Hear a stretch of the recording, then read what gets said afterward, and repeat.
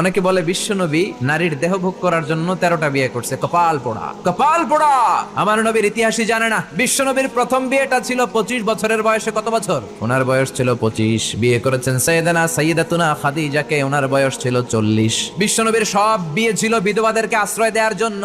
একটা মাত্র বিয়ে ছাড়া, সেটাও আকাশের উপর থেকে বিয়ে পড়িয়েছে কে? জান্নাতি রেশমের কাপড়ের মধ্যে আয়েশার চেহারা এনে জিব্রাইল বললেন, মেয়েটারে কেমন লাগে? নবী বললেন, ভালো লাগে। তার এক সপ্তাহ পরে আবার ছবি এনে বললেন, ও নবী, আবু বকরের মেয়ে, আল্লাহ সরাসরি বিয়ের প্রস্তাব পাঠিয়েছেন।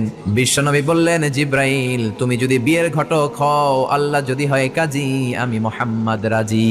4টা কারণে বিশ্বনবীর এতগুলো বিয়ে হয়েছে। জোরে বলেন কয়টা? একটা হচ্ছে এডুকেশনাল কজ, একটা হচ্ছে লিগ্যাল কজ, একটা হচ্ছে সোশ্যাল কজ, আর একটা হচ্ছে পলিটিক্যাল কজ। এডুকেশনাল কজ যেটা প্রথমে বললাম, নবীর কাছ থেকে শিখতে আসতো পুরুষেরা, নারীরা শিখতে পারে না, মাসালা জানতে পারে না। আল্লাহ বললেন, বেশি করে বিয়ে করো, মাসালাগুলো তোমার বিবিদের কাছে জানাও, হায়েজ নেফাজ